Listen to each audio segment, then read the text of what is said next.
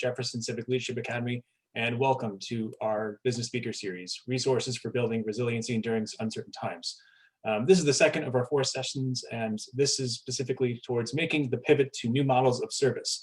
The goal of this series is to provide resources to Erie businesses and community members to helping them adjust on new demands and sorry, my script isn't loading. And businesses specifically for focus around COVID-19. In this session, we plan to discuss different resources and adaptive strategies that can help overcome relatable challenges.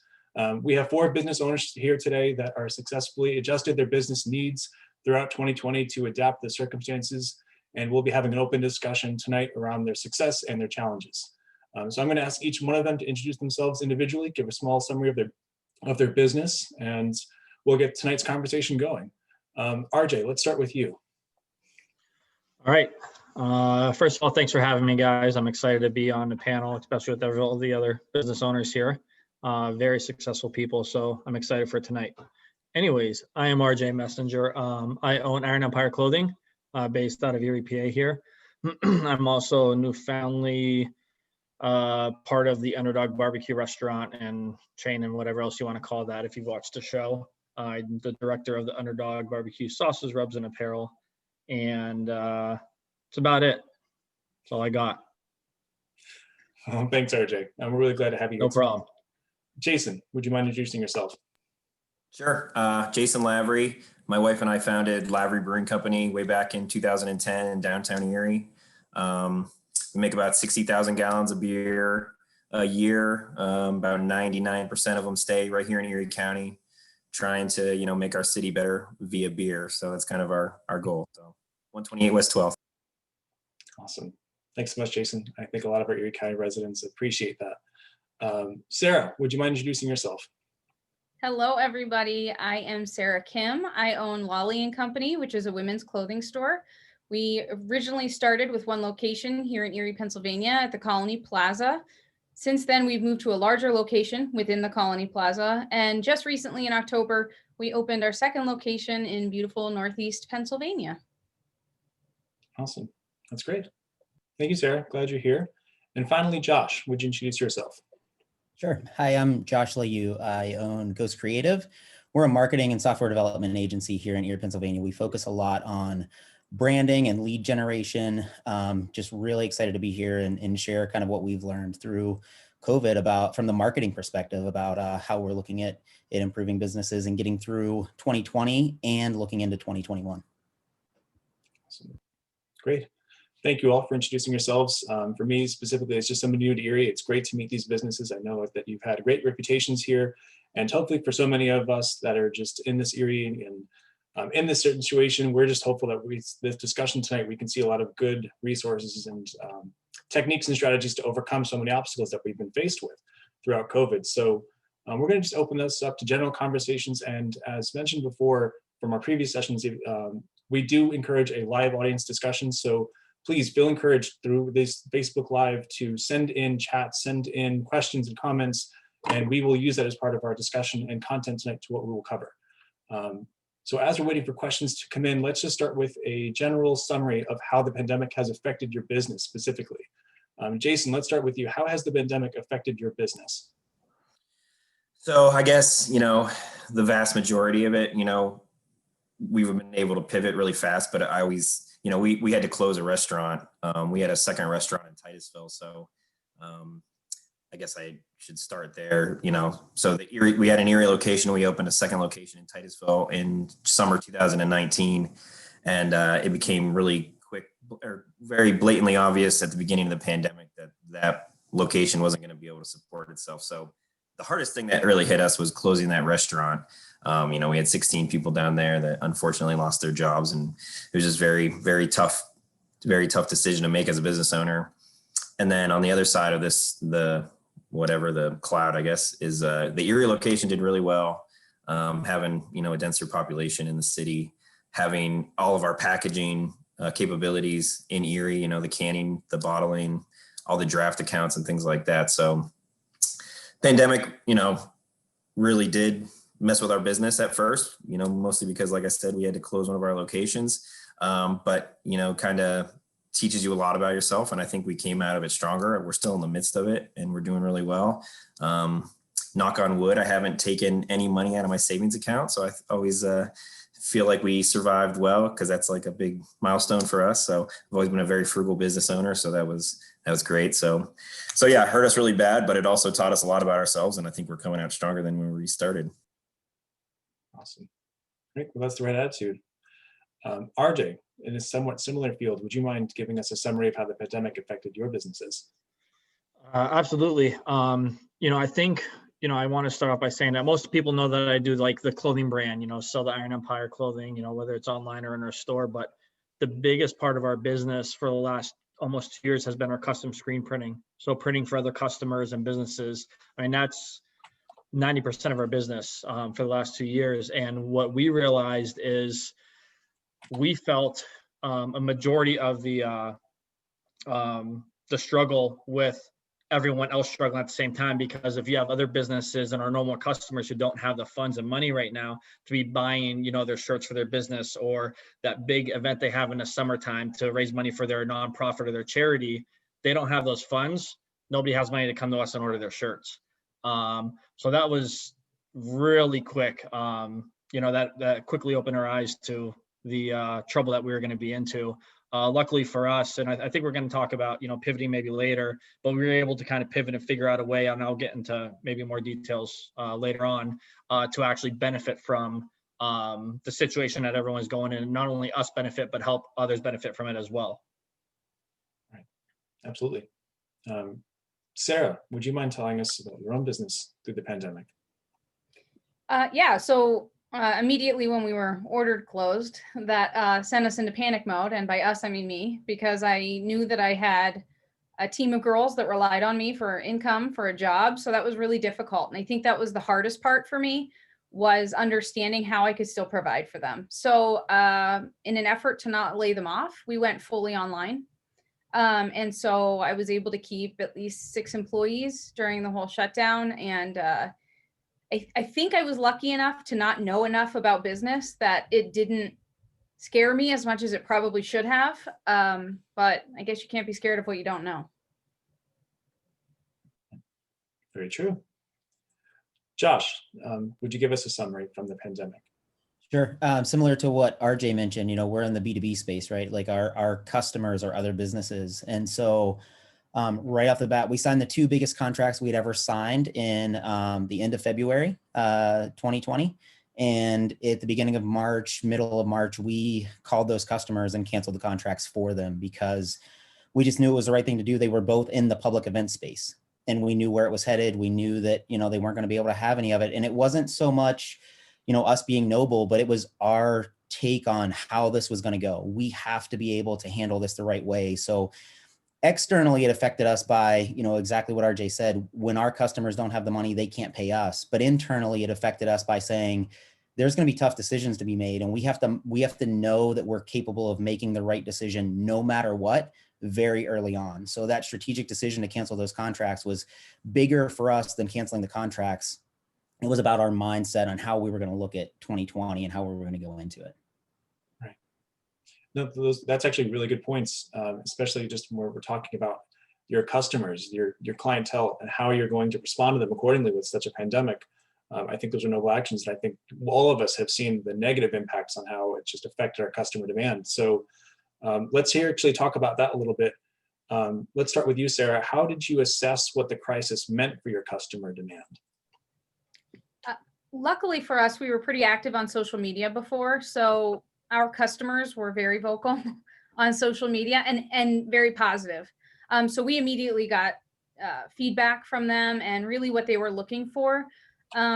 We also had to reach out to other people, including Josh and marketing, to figure out how do I figure out what people want? I mean, is it based on social media? Is it not? Is it through email marketing? I mean, I didn't know how to do any of this. I was an 11th grade English teacher before I started the store. So for me, that was a challenge. And we really had to rely on the expertise of others to kind of guide us. And I think it was that scary time where we didn't have money come in, so we had to spend it to make some money come in. And that was not comfortable by any means. And our customers quickly became our friends, our confidants, and they were so supportive. And we were able to shift our business model. And I'm sure I can talk about that later, but they were our biggest, I guess the biggest reason we were able to survive was the fact that we listened to our customer base. Very important. Jason, let's switch over to you for this. When it comes to the customer demands, you mentioned before how you unfortunately had to close a location. What else did you notice when it came to just general customer demand and how you as a business would adapt? Yeah, I'm very proud on how well my team knows our customers. We've been around for 10 plus years now, been operating the pub since September 2013. So we've built up this amazing clientele of regular customers that are in there 2, 3, 4, 5 times a week. So we've figured out, working with them, what our customers were kind of anticipating, what they wanted, and flashback to March 15th, nobody had any idea what was going to happen. So we just pivoted as quickly as we could. I have a great team internally that's very creative regarding beer and food. And we kind of had a guideline of what we already knew that they were expecting. So we were able to pivot really quick and just keep going as best we could. We've had one customer, Mr. Mark, he has been into our restaurant every single day since March 15th, despite the days were closed. But yeah, every single day has gotten takeout food and beer every single day since March 15th. So we're very lucky that we've built such a great crew of regulars. So that's great. Kudos to Mr. Mark. So let's go back to just both RJ and Josh. Is there anything you would add when it came to assessing your customer demand?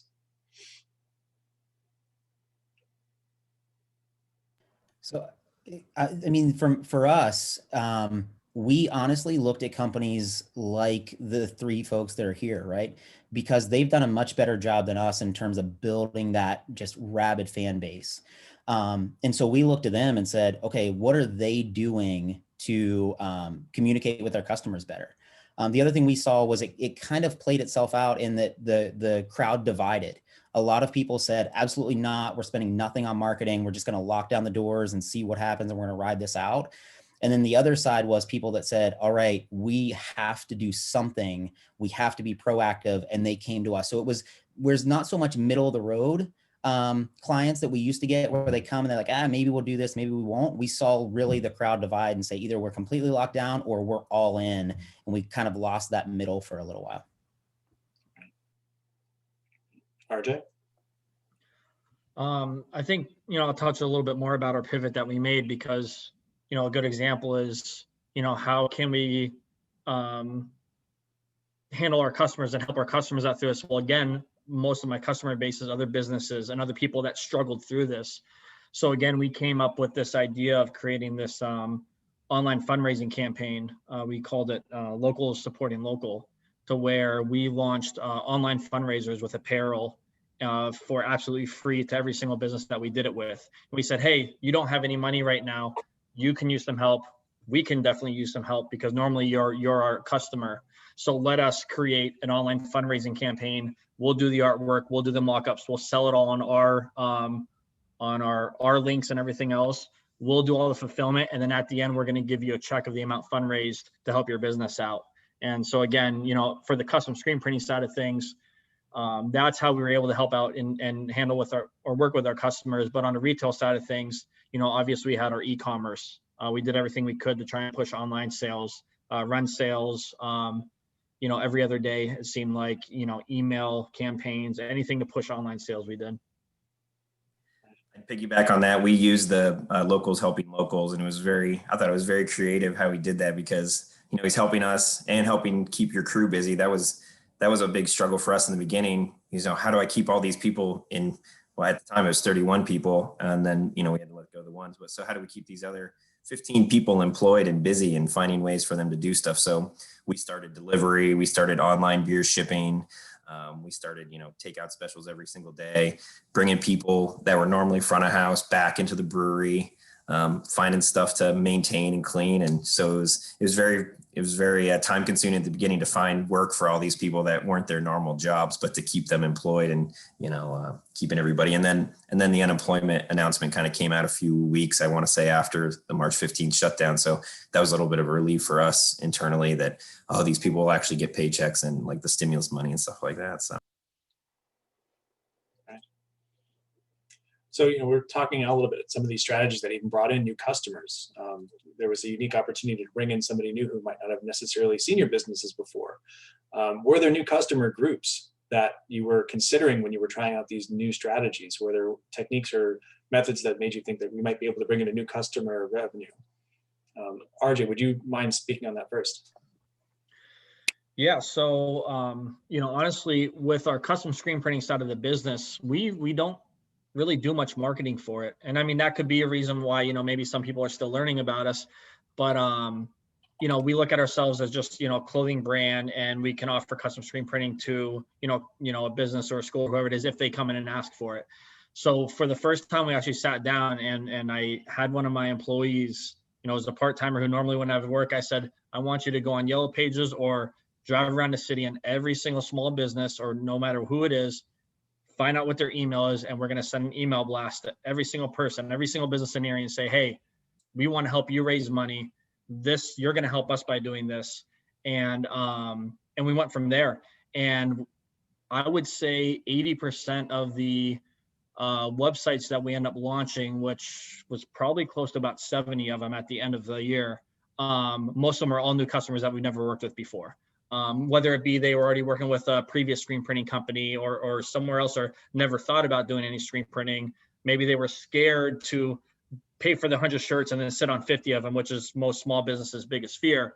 We said, don't worry about inventory. Don't worry about overhead. Don't worry about paying us anything. Let us do this for you, because this is going to help us get through it. In the end, we're going to turn around and give you a check for a couple $100, $1,000, how much ever you sell on your end. And it's a win-win for everyone. Again, since then, we've had a lot of returning customers too, since that, who normally weren't a customer of ours. So that definitely helped out big time. I think offering this new platform and in a sense, a new revenue stream. Since then, we've been doing online fundraisers for sports teams, for schools, and we've been going 100 miles per hour ever since. That's great. And that's really the adaptivity that we're looking for. Right. Josh, would you speak to a little bit about how there were new incoming customers that you could potentially find through these new strategies you were trying? Yeah, so we very early on, again, our team sat down and we talked and said, when things get uncertain, our belief is that our natural state is to turn inside, right? Like start looking internally and say, how are we going to get through this? And we said, to combat that, what we're going to do is we're going to consistently say, how can we be more empathetic? How can we be more have more empathy towards the business owners that are going through this? And so we started doing these Facebook Lives, and just literally any question you have, we'll tell you exactly how to do it. Whatever, all questions on the table for 30 minutes. We were doing it a couple times a week, and just saying, bring your questions and let us, we'll give you our expertise. It could be right, could be wrong, but it's our professional opinion on what you need to do. And the intention was really to kind of calm some business owners, right? With all that uncertainty, we knew that people were going to go into panic mode. And it's like, what can we do from the marketing side to help keep people a little bit more calm?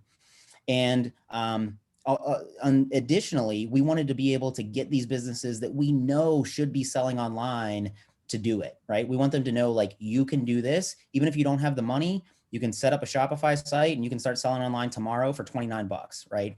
And literally. And so we really just started diving into this. Who are the businesses that need to be selling online and aren't? And let's promote this Facebook Live and try to get them to show up so they can trust us, so they know this is not just a ploy, so we can turn them into a customer later. If you want to show up and you want to get your business online, let us help. And we had some of those people show up. And some people like Sarah, hired us, and we're incredibly thankful, because that helped keep us afloat and helped us get through this. And then there were some businesses that came and just were like, we have no money whatsoever to do this. And it's like, okay, let's jump on the phone for an hour and let us talk you through how to do this. Jump on a Zoom call. We'll walk you through how to set your store up and start selling online. So that's a segment that we really didn't go after hard. And we're not today as much trying to push people to get online. but we just knew for some people that was the only way that they were going to survive, is to make that leap. So that was a new kind of market segment for us, is pushing the e-commerce stuff, which we don't do a ton of, or at least we don't go after those people that are not online and try to get them to transition online. And yeah, so we had quite a few customers come to us, and we were able to help them with that. I wish I would have found one of those seminars back then. That's great though. And that kind of just proves the point where when local businesses work together, there's that opportunity to really help thrive through these challenges. Sarah, I want to give you a chance to kind of speak into that too, especially as you were one of a customer for Josh and able to use his own skills in what his business offers to you, but your own business. Were there opportunities for you to target new customers to make your business survive? Absolutely. And, the one thing is we always said, at some point we're going to tap out our market here in Erie because none of us are working, so we had to reach different customers. And of course, that one way was e-commerce. I never dreamed of having a beautiful online boutique. And I used to tell that to Josh, and it took a while for me to figure that out. I'm trying to put a square peg in a round hole, and it just, in my head, it never kind of clicked. But he said, and he reminded me frequently that you kind of do what you have to build that base, and then you can take creative freedoms after that. But he also made me become the face of the business. And before, I was really good at hiding. I enjoyed it. I enjoyed the anonymity of some girl owns the store, we just don't know who it is. But he really had to make me a more confident business owner. And that's really what I think was the most beneficial part of seeking outside help. Before, I was very insecure in every decision I made, but now all of a sudden this pandemic, I had to be confident. The other thing we did is we switched, of course, solely to online when we were closed, but also we started a subscription service. So we at one point had 242 subscription boxes going out all over the country. $50 a month, ladies paid, and you got $75 in merchandise delivered to you. It was great. 200 over 220 was way too many. It was hard to keep up. We've maintained quite a bit of those customers, so we're really glad about that. But we had to find new ways, but I was able to keep girls employed by doing that, and very stressful. But we did it, and I'm really proud to say we survived. We still have skin. I don't know how, but we still were able to make it through somehow. So definitely had to switch platforms. And if we had never done e-commerce, I'm quite positive Lollie would probably not be here. Well, that just speaks so much to your own character and how you were able to kind of pivot your priorities and be able to adapt to the situation. And I think that's a great advice for all of the businesses that are watching and all of our viewers. This is an even better topic that we can dive deeper into. How did the pandemic itself change your capabilities and your priorities? Sarah, you're talking a little bit about how you made that shift and how you even used a bit of an online platform transition. Let's talk about a little bit more of that, where you changed your goals and your structure to really support a new business strategy. Is there anything else you would add as to kind of how you were able to make that jump and what led you to be able to have that courage to transition to what you knew would be the needs to survive in the pandemic? Well, it was do it or die, right? I don't know if I had an opportunity to really decide otherwise. I do know that it took a lot of courage, and I think all of our business owners here would probably say the same thing. You had to wake up and be like, I'm going to do it. I have to. There's no option. I didn't have a teaching job anymore. I had to make this work. So, you do, and you develop this courage that you didn't know you had. You also had to say, wow, I need help. For a long time, I refused to ask for help, and that's my own stubbornness. And sometimes I was given help and I said, no, I don't like that. And that's, again, my own stubbornness. But you really have to be able to ask those questions. And, had Josh never had those online forums, I never would have gotten help. And so I'm eternally grateful for that. And really the support that he and his team brought, but also the girls that work for me, they had to switch their entire lives around. Unfortunately, some of them couldn't collect unemployment. They just weren't eligible. So we were making things work. I never took a paycheck. I still haven't taken a paycheck. I'm looking forward to that day.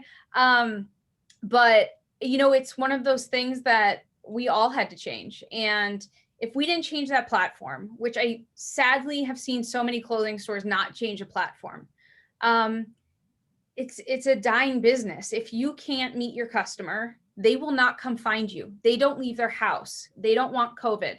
So you have to reach them. And if you're not willing to take that onus and really make it yours, I just don't see an opportunity to succeed. Great advice. I think it's that immense amount of that character to really survive and adapt.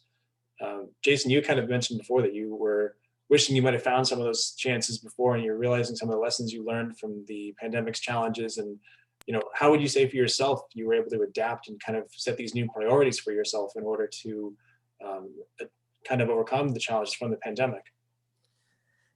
Yeah, I mean,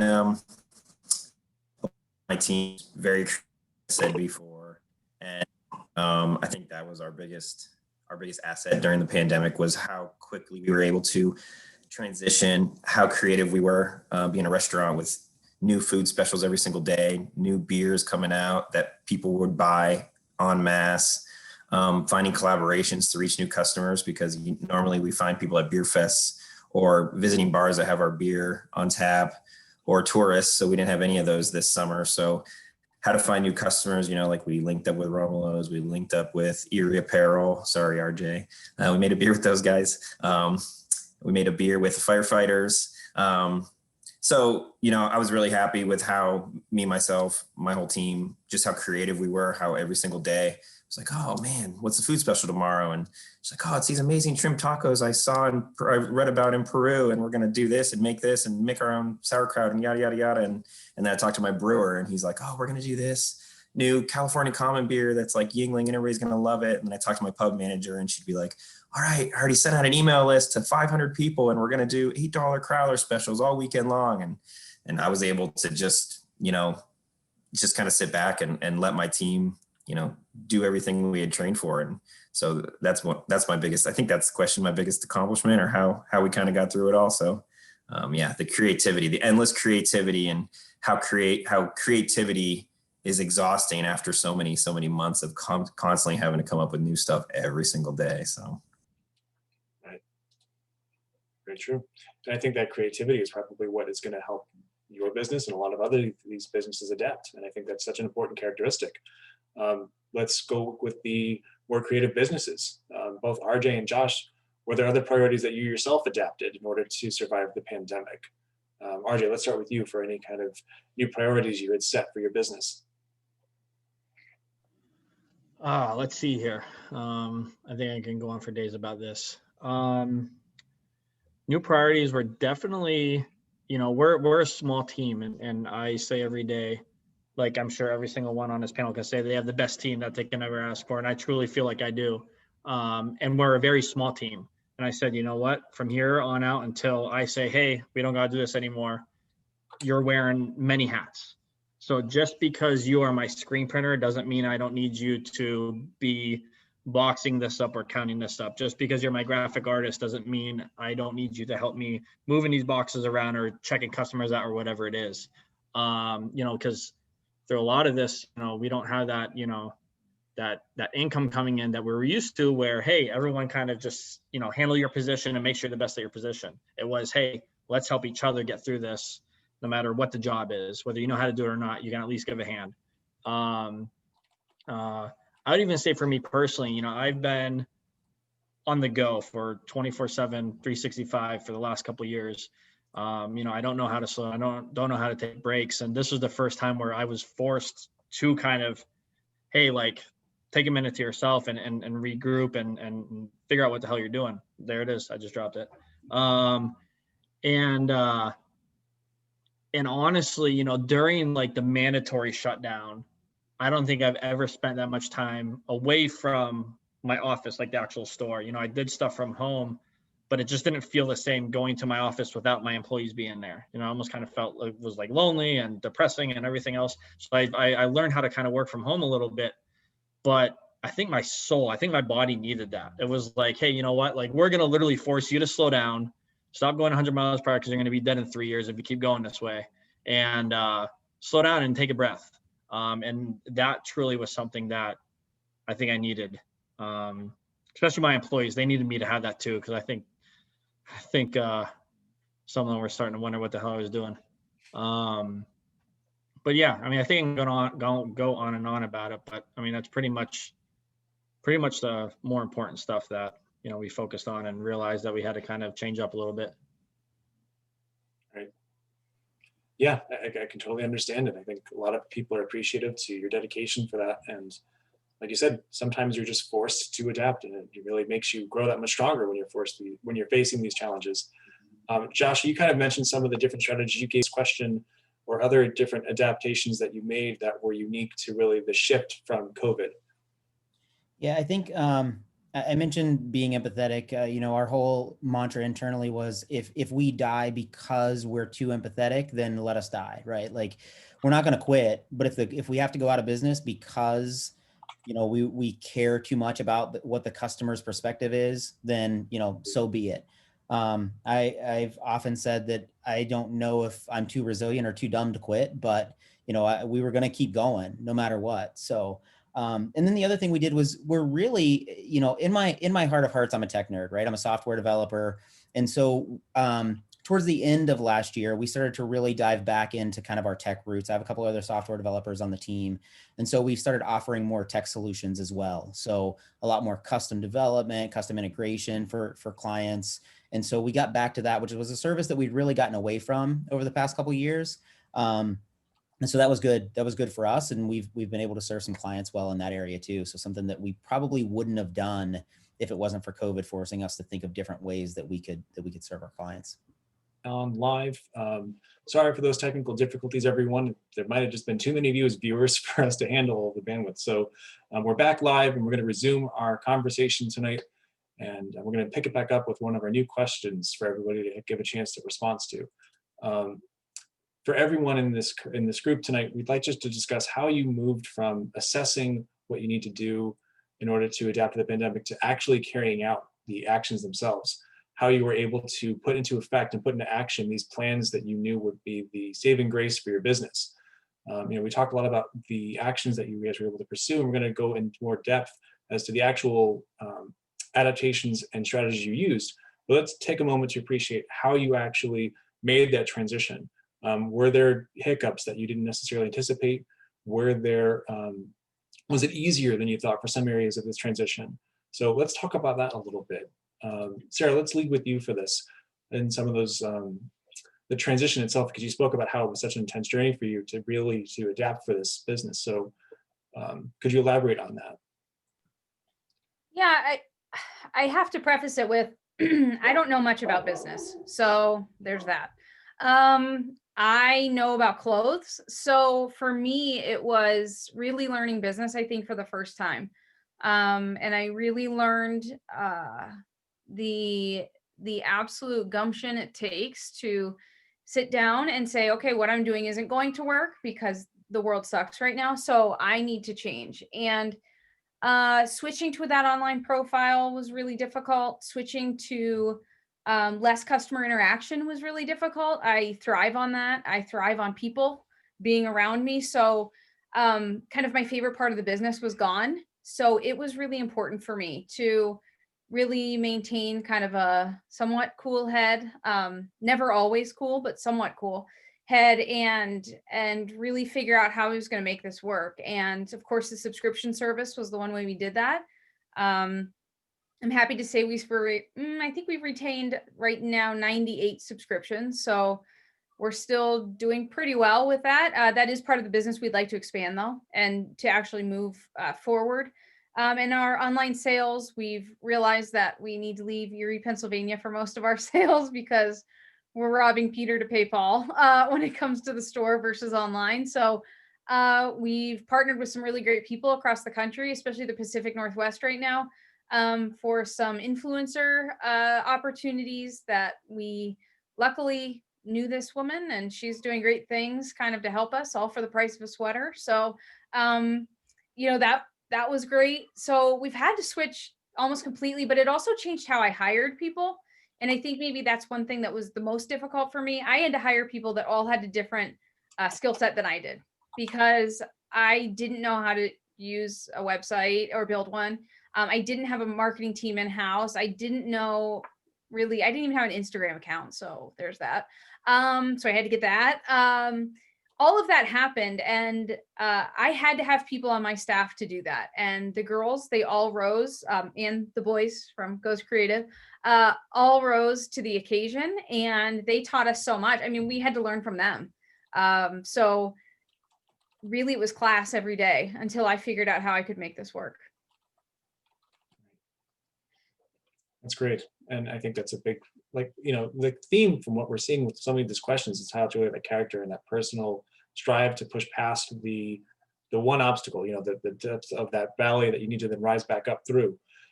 So for all of these businesses to just carry through that, it's great to see. And it's really, I think what you're saying is the pivotal moment to make that successful opportunity come out of such challenges. Josh, let's talk to you a little bit about that for your own business. You expressed how there were these new strategies that you used. For you yourself, where were those hiccups, those challenges that really made it hard to transition to this new customer base? You said that there was definitely impact, but what was it for you that really helped you to get through that obstacle and push past to make yourself newly successful past the pandemic? Yeah, for us, I mean, it was shifting priorities, right? Because our business, we didn't really we don't to this day do a ton of outreach, because so much of our effort and energy is focused on the clients, focused on the client work behind the scenes that nobody's seeing. And so we had to make a concerted effort to say, we actually have to create the Facebook Live. We need to show up. We need to have questions prepared. We need to follow up with everybody that comments. We need to process the video and post it on YouTube. So there were all these things behind the scenes that, we had hoped to do at some point anyway. For us, the hurdle wasn't necessarily figuring out the tech stuff, because we have the benefit of that's what we do for a living. The hard part for us was finding the time. And when push comes to shove, saying we have client work that we have to do and we have a Facebook Live that we have to get out, we cannot drop one for the other. We need to do both of them. And, I'm going to reiterate what everyone else has said. I'm very blessed to have a good team that I could rely on to just say, hey, somebody has to figure out a better tool to handle our Facebook Lives. Go do it. Right. And so we really made the transition. We didn't have a ton of hurdles there. Our hurdles, again, were in time, figuring out how to manage so much more internal kind of self-promotion stuff that we really just didn't spend any time doing. And we had to figure out the model for doing that. But again, I think the resiliency that's just built in, that's just, I'm fortunate to have a father, and my grandfather taught me that work ethic. And so that wasn't difficult. It was just, where are you spending your time? Because my nature is just to go do all the client work. But I knew we weren't going to be able to survive if we did that. And we weren't going to be able to have the impact that we needed to have in the moment if we just focused on the client work. It's so valuable, but we had to do that outreach piece. And that was difficult for us, as much as, I feel silly saying that sitting here with the other three folks that are here, because I look at them and say, wow, they're so much better at the outreach than we are. But for us, that was the biggest struggle. It was really difficult for us. Very impactful. Let's talk about some of those online strategies now that we're a little bit past halfway point for our session. We've talked and brought this up in short, but I want to go further detail into these specific strategies that really did help your business. We talked a little bit about e-commerce and how to connect with new customers. What were some other techniques that you were able to use and adapt with in order to even maybe make your business more successful? What were some of these that we haven't spoken to yet already that really helped thrive your business? Jason, let's start with you for that question. Oh man, yeah. So really dynamic social media posts, make sure that, they kind of check all the boxes. I have a master's degree in marketing from Edinburgh, so a lot of that kind of stuff is in my background. But the amount of posts that we were having to put out was kind of what I was saying earlier, like the exhaustion of creativity, because before we could just rely on customers just coming in and buying beer and, everything was easy. So we were, upped our social media game, and that helped a lot. We worked with some influencers like Sarah did. So we were sending beer packages to beer influencers around the state. Once we launched our online store, so that took a while. It took like a month or so after the pandemic started. So sending beer packages to influencers so that people could buy our beer and have it shipped right to their house. And then the biggest thing is we have a mug club. So we have 200 members of a mug club. So they come in every Wednesday, they get one free pint, gathering all their emails, which is something we hadn't really done before. And then Tuesday we send out emails to all those folks. And then, their response has been great, like giving them specials throughout the week, letting them know what's coming up. Oh, this is getting bottled on Saturday. This is getting bottled next Monday. This is getting canned on Wednesday. We're going to give you guys $2 off pizzas on Wednesday when you come in to get them to go. So the email has been like the most, I think, lucrative thing that we've done. Awesome. Yeah, that's very helpful. RJ, were there any other new business techniques that you used specifically that we haven't discussed tonight that really help with such industries? I think I touched base quite a bit on that local support and local campaign, so I'll swerve away from that. And I think one of the biggest things that we did that was a surprise, I think, to everyone in the city who owns a business, is we opened up a store up inside the Mill Creek Mall. No offense to the mall or anyone that's up there, but I think everyone in their mind is like, the mall, no one's up there. All these businesses are closing down. And I rolled the dice and I said, okay, let's say everything stays open through the holidays and not like a complete shutdown. I'm going to roll the dice that people are going to want to feel normal, get out of their house and go shopping.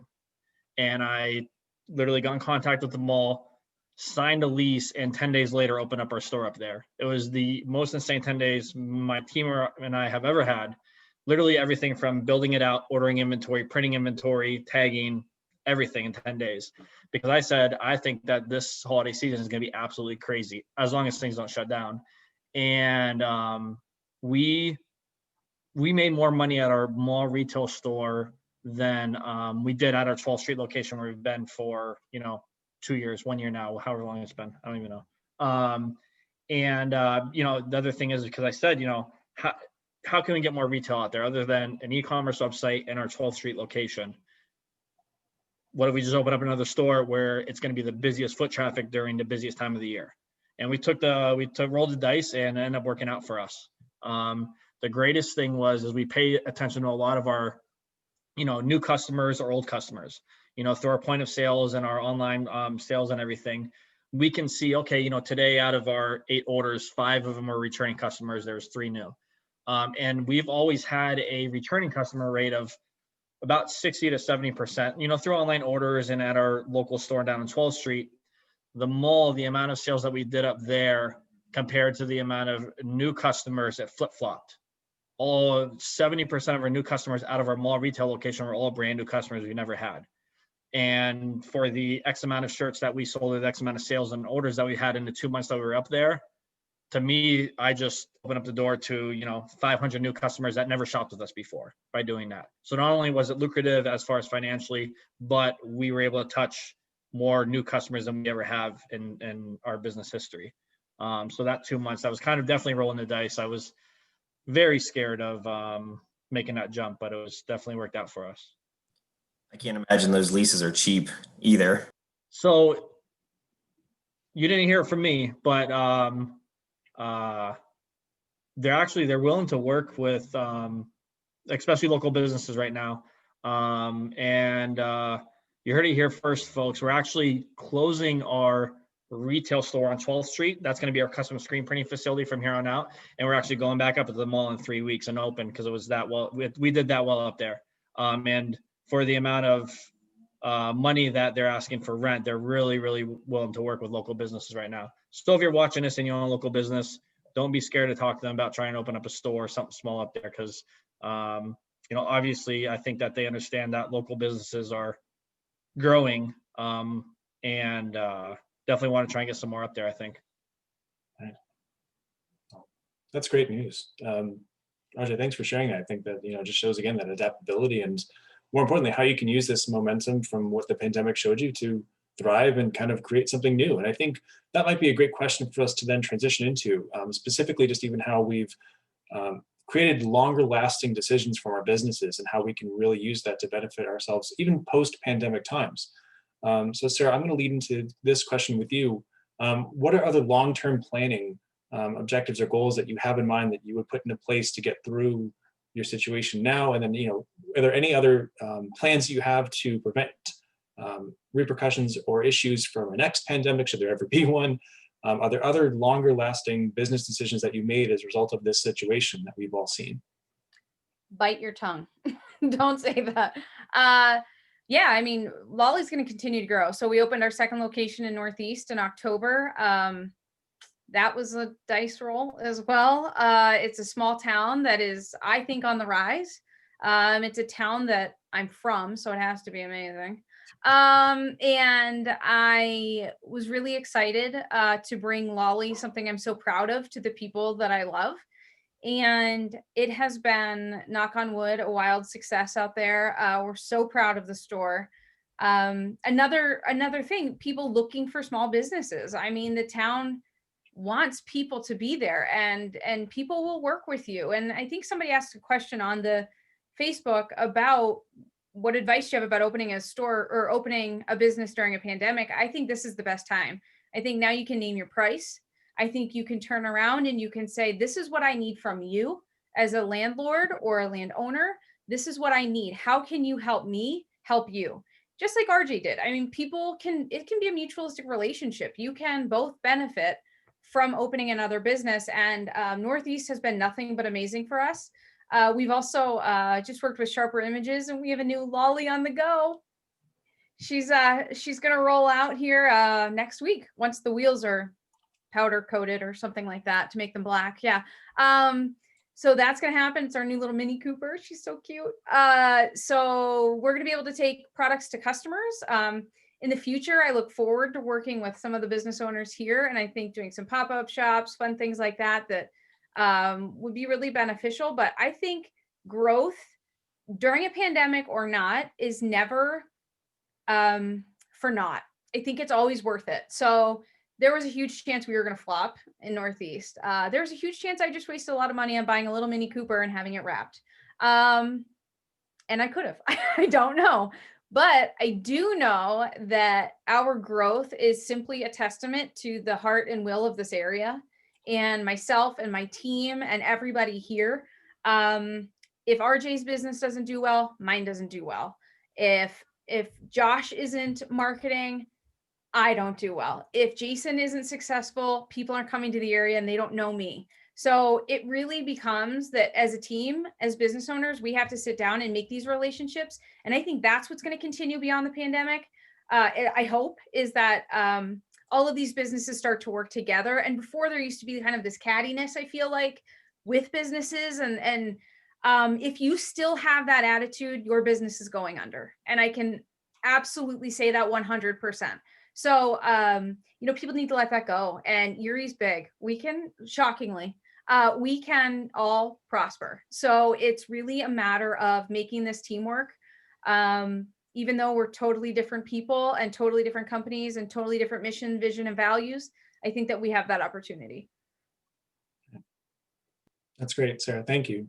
And actually, so that question that you were just referring to is even going to be our last closing question. Really just a chance for all four of you as business owners to give some great meaningful advice for business owners or potential business owners that would like to start up a business during such times. I think we've got a great mindset here to help share our opinions and thoughts on how we can better to support such businesses and how they would begin and thrive. So Josh, I'm going to open the question with you. What kind of advice would you give someone trying to start a business during these times? Yeah, I agree with Sarah. I think this is the best time, right? Because for a couple of reasons. One, there is a supply and demand issue, so you can kind of name some of your demands.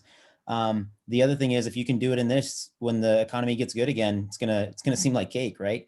But I think one of the things we did, and I can't take credit for this, but when we started Ghost Creative, my business partner Max at the time, he had this idea of, why don't we contact the other marketing companies in town?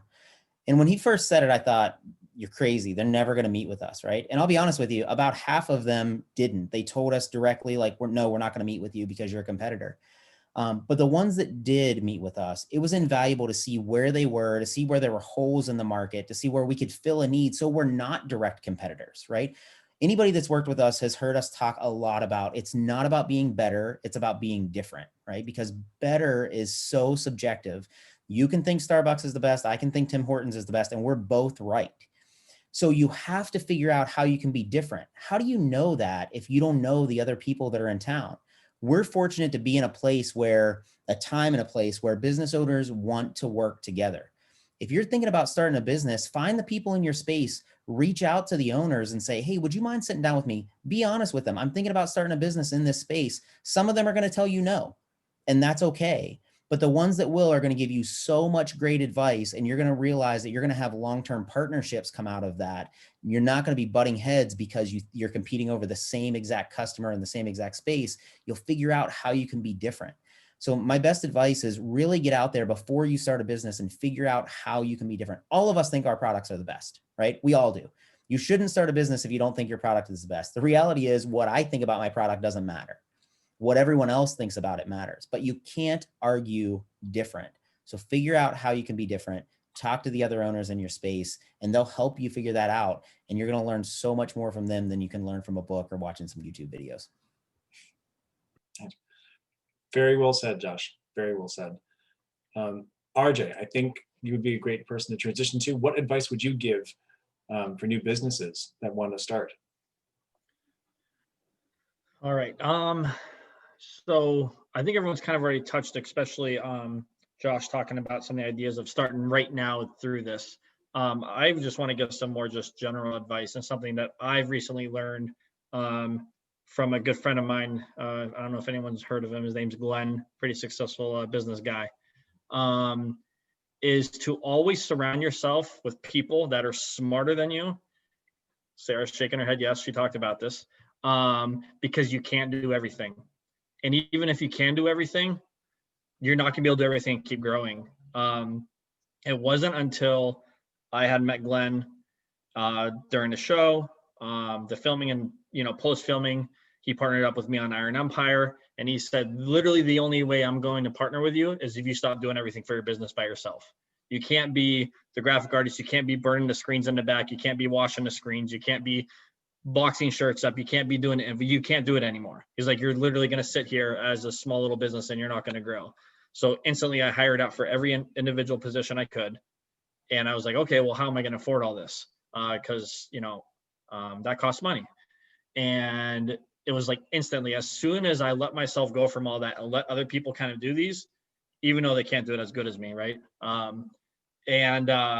Everyone's laughing because they know how that is. As a small business, you can do everything perfect and you don't want to teach anyone else because no one can do it as good as you. Well, I can easily say right now, every single person I have working for me is better at what they're doing right now than whatever I thought I could have done. And our growth is, through the roof right now. And I didn't start growing as a business until I did that and let go of that stuff, put my pride and ego aside. My girlfriend's behind the computer laughing because I just said something about putting my pride and ego aside. Thank you very much. And yeah, definitely it's, growth only comes when you can grow by working with others, surround yourself with good people who are smarter than you at what you're looking to do, and trust people, trust your employees. And sometimes it doesn't work out. And if it doesn't work out, you need to make those hard business decisions like all of us made this year. But yeah, I think that's all I got. I think that was great. Thank you for that, RJ. I think a lot of us appreciate that. And Jason, you're going to be our closer to give some advice for businesses that would like to start. What would you share? I think I would echo what everybody else said.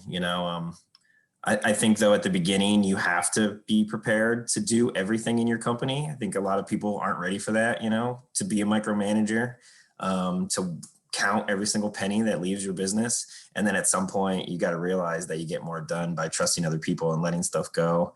I also agree with what Sarah said with collaboration. I'm the president of the Lake Erie Elk Trail. So me and Chris Sirianni and Jeff McCullough founded the Lake Erie Elk Trail in 2015 as kind of a collaboration of local breweries to attract tourism and marketing the local breweries to bring people from Buffalo, Pittsburgh, Cleveland here to try all our awesome beers.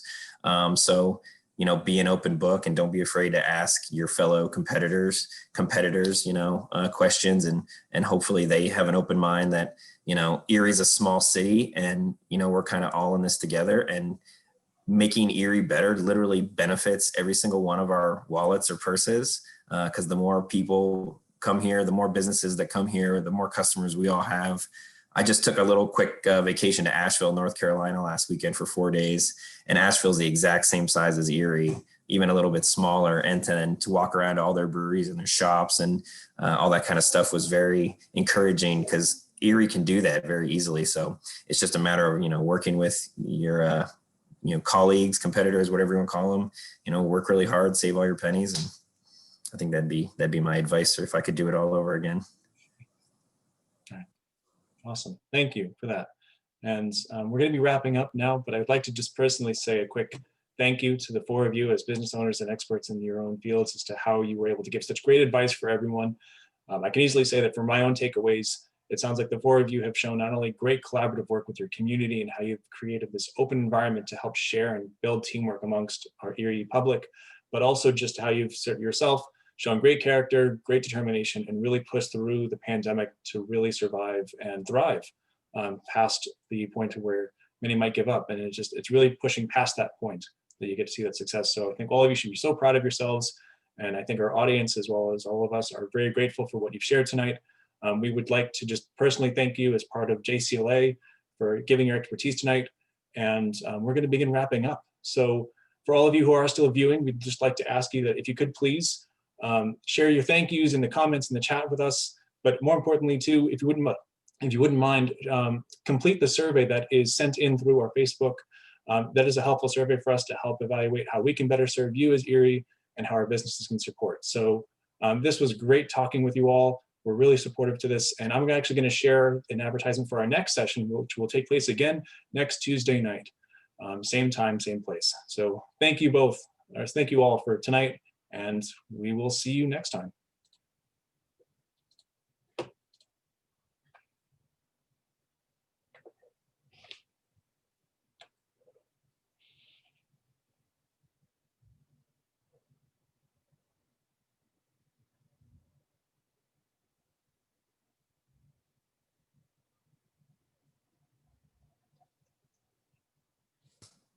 Are we done? We are no longer live.